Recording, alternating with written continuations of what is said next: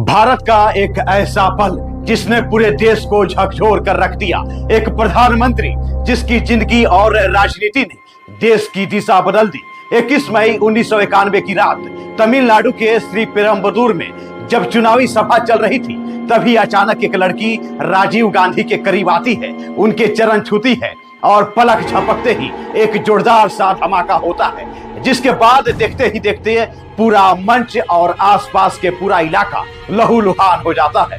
भारत का सबसे चर्चित नेता पूर्व प्रधानमंत्री राजीव गांधी उसी पल हमेशा हमेशा के लिए खत्म हो जाते हैं। लेकिन सवाल यह है कि क्या ये सिर्फ एक हत्या थी या इसके पीछे एक बहुत बड़ी साजिश छुपी हुई थी। आज हम इसी हत्या की पूरी इनसाइड कहानी, हर एक राज, हर मोड़ आपके सामने रखेंगे कि आखिर उनकी हत्या क्यों करवा दी गई और उसके पीछे कौन लोग थे। 1991 चुनावी साल था और राजीव की अगुवाई में कांग्रेस एक बार फिर केंद्र की सत्ता में आने की पूरी जोर आजमाइश कर रही थी। राजीव को पूरा यकीन था कि चुनाव जीतकर वह एक बार फिर से देश के प्रधानमंत्री बनेंगे। धुआंधार प्रचार में व्यस्त राजीव गांधी का अगला पड़ाव तमिलनाडु था। इससे पहले वह आंध्र प्रदेश के विशाखापट्टनम में प्रचार की कमान संभाल चुके थे। राजीव गांधी 21 मई की रात 8:20 पर खुद विमान उड़ाकर विशाखापट्टनम से चेन्नई पहुंचे थे। उन्हें क्या पता था कि उनके जीवन का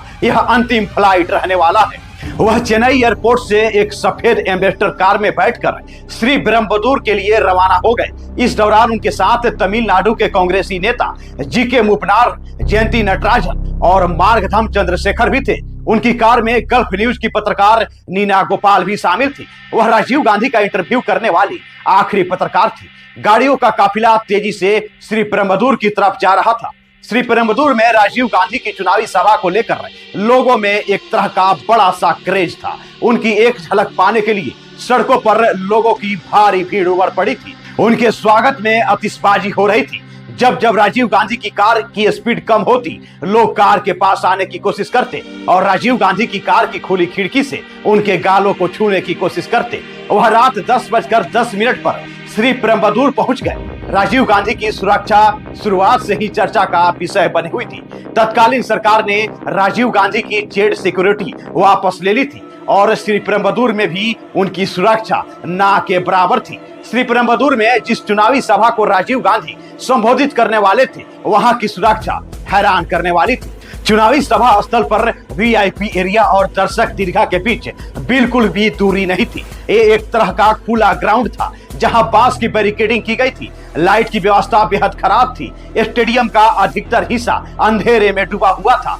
चुनावी सभा स्थल की तैयारियों को लेकर राजीव गांधी ने चुटकी लेते हुए कहा कि यहाँ इतनी कम रोशनी क्यों है, ये तो चुनावी रैली किसी भी लिहाज से नहीं लग रही है। जैसे ही राजीव गांधी चुनावी सभा स्थल पर पहुंचे, लोगों के बीच उनसे मिलकर हाथ मिलाने की होड़ सी लगने लगी। वह रेड कारपेट से होते हुए मंच पर पहुंचे, यहीं से उन्हें भाषण देना था। इस बीच सुरक्षा व्यवस्था को नजरअंदाज करते हुए लोग मंच पर पहुंचने लगे। वहां मुस्तैद सिक्योरिटी ने लोगों को रोकने की कोशिश की, लेकिन राजीव गांधी ने यह कहते हुए उन्हें रोक दिया कि सबको पास आने का मौका मिलना चाहिए। इसी भीड़ में लिट्टे की सुसाइड बॉम्बर धनु भी शामिल थी। धनु के हाथ में चंदन की माला थी और उसने आरडीएक्स से लैस वेस्ट पहन रखी थी। राजीव गांधी के साथ मंच पर ही जयंती नटराजन भी थी। वह राजीव से मिलने आ रहे लोगों की बातें तमिल से अंग्रेजी में अनुवाद कर उन्हें बता रही थी। तभी अचानक राजीव गांधी ने जयंती से कुछ कहा। शोर शराबे के बीच जयंती समझ ही नहीं पाई कि राजीव ने उनसे क्या कहा। वह सिर्फ इतना ही सुन पाई कि राजीव उनसे वहां से जाने को कह रहे हैं। जयंती को लगा कि राजीव उनसे उन 2 विदेशी पत्रकारों को लाने को कह रहे हैं जो चुनाव प्रचार को कवर करने पहुंचे थे।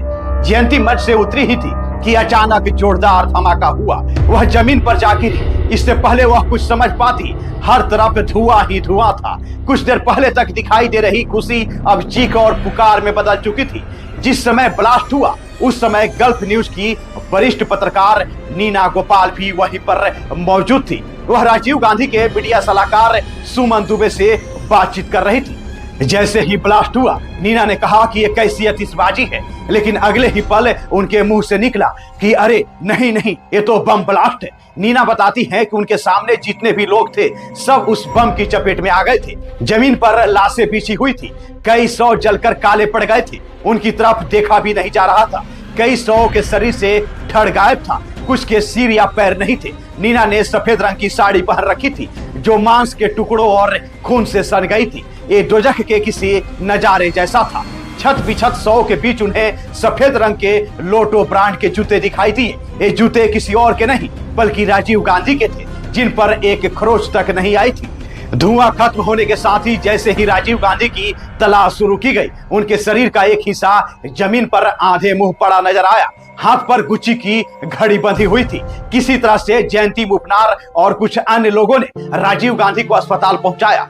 तब तक राजीव गांधी को अस्पताल पहुंचाया गया जब तक काफी देर हो चुकी थी, जहां इसकी पुष्टि कर दी गई कि राजीव गांधी ने मौके पर ही दम तोड़ दिया था। उसी रात 3 बजे उनके 100 को मर्चरी ले जाया गया। दरअसल में इस घटना में राजीव गांधी और धनु समेत 16 लोगों की मौत हुई थी। हत्या से कुछ ही घंटे पहले जब राजीव गांधी से पूछा गया था कि क्या आपको लगता है कि आपकी जिंदगी खतरे में है, इस पर उन्होंने कहा था कि आपने कभी नोटिस किया है जब भी दक्षिण एशिया का कोई नेता सत्ता में आने की कोशिश करता है या वो खुद के लिए या अपने देश के लिए कुछ हासिल करने वाला होता है, उस पर या तो हमला कर दिया जाता है या उसकी हत्या कर दी जाती है। आप मिसेज इंदिरा गांधी को देखिए, शेख मुजीबुर रहमान को देखिए, जुल्फिकार अली भट्टो या फिर जिया उल हक को देखिए।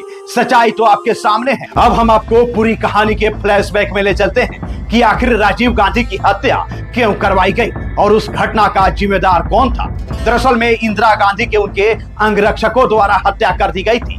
उसके बाद राजीव गांधी प्रधानमंत्री बने और राष्ट्रपति ज्ञानी जैल सिंह ने राजीव गांधी को प्रधानमंत्री पद की शपथ दिलाई। मात्र 40 वर्ष की उम्र में वह भारत के सबसे युवा प्रधानमंत्री बने थे।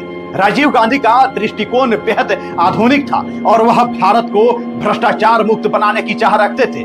इसी समय साल 1976 में तमिल अलगाववादी संगठन liberation tigers of Tamil Eelam यानी कि LTTE की स्थापना वेलुपिलाई प्रभाकरन ने की। इस संगठन का उद्देश्य था श्रीलंका में एक अलग तमिल राज्य की स्थापना करना और तमिल लोगों पर हो रहे अत्याचार के खिलाफ लड़ाई लड़ना। LTTE को भारत सरकार का भी समर्थन मिला हुआ था और उनके प्रति सहानुभूति भी थी। इंदिरा गांधी के कार्यकाल में भारत की खुफिया एजेंसी ने कुछ तमिल गुटों को प्रशिक्षण और समर्थन भी दे रखा था। लेकिन साल 1987 में भारत सरकार और श्रीलंका की सरकार के बीच एक समझौता हुआ। इसके बाद राजीव गांधी ने इंडियन पीस कीपिंग फोर्स को श्रीलंका भेजा ताकि श्रीलंका में हो रहे संघर्ष को खत्म किया जा सके और LTTE को निरस्त किया जा सके। शुरुआती दिनों में तो LTTE ने भारतीय पीस कीपिंग फोर्स का स्वागत किया, लेकिन समय के साथ हालात बदलने लगे और LTTE को यह भारत का हस्तक्षेप लगने लगा।